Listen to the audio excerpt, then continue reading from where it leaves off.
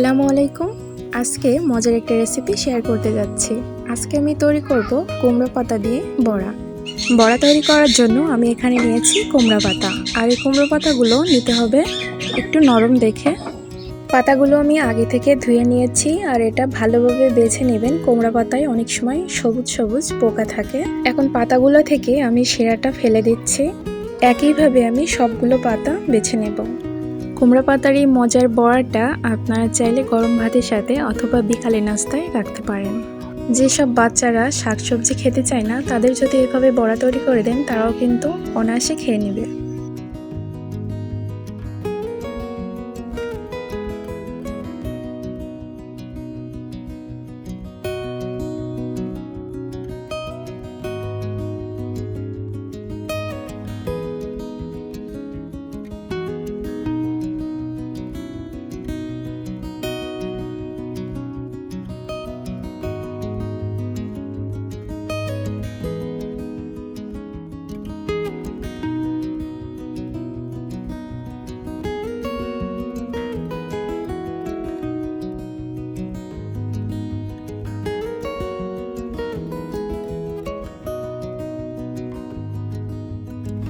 আমি এখানে নিয়েছি 1 কাপের মতো ডাল বাটা। ডালটা আমি আগে থেকে বেটে নিয়েছি। এখানে আপনারা যে কোনো ধরনের ডাল নিতে পারেন। এখন আমি দিয়ে দিচ্ছি 1/4 কাপ চালের গুঁড়া, এতে করে বড়াটা বেশি মুচমুচে হবে। এখন দিচ্ছি সামান্য লাল মরিচের গুঁড়া, দিচ্ছি 1/2 চা চামচ ধনিয়ার গুঁড়া, 1/2 চা চামচ জিরার গুঁড়া, সামান্য হলুদ আর স্বাদমতো লবণ। এরপর দিচ্ছি 1 চা চামচ আদা রসুন বাটা, 1 চা চামচ পেঁয়াজ বাটা আর 1 চা চামচ কাঁচামরিচ বাটা। এখন সবগুলো উপকরণ ভালোভাবে মিশিয়ে নেব।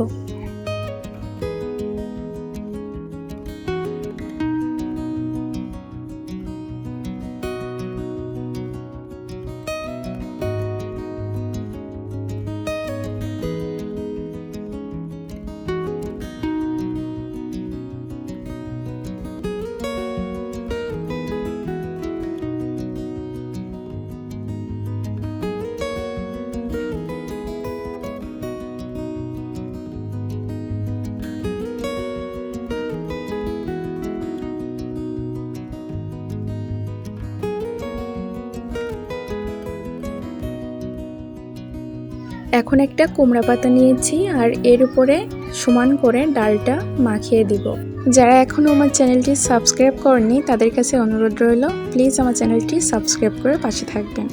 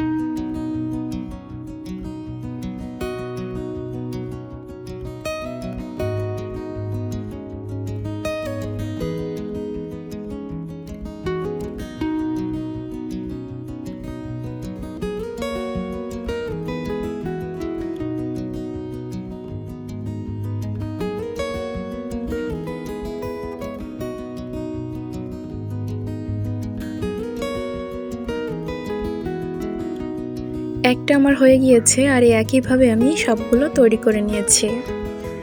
এখন আমি ভেজে নেব। এজন্য কড়াইতে পর্যাপ্ত পরিমাণে তেল দিয়ে দিয়েছি।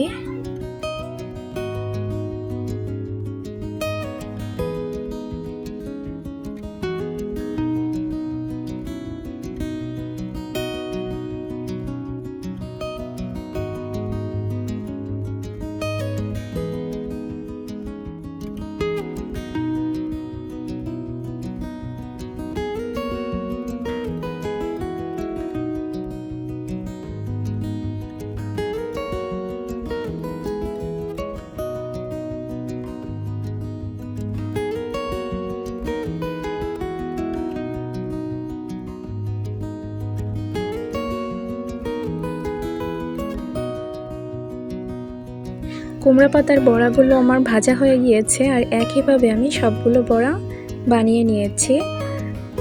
বড়াগুলো দেখতে যতটা সুন্দর, খেতে তার থেকেও বেশি মজার। তো সবাই বাসায় ট্রাই করবেন। আবারও চলে আসবো নতুন কোনো রেসিপি নিয়ে। সেই পর্যন্ত সবাই ভালো থাকবেন, সুস্থ থাকবেন। আসসালামু আলাইকুম।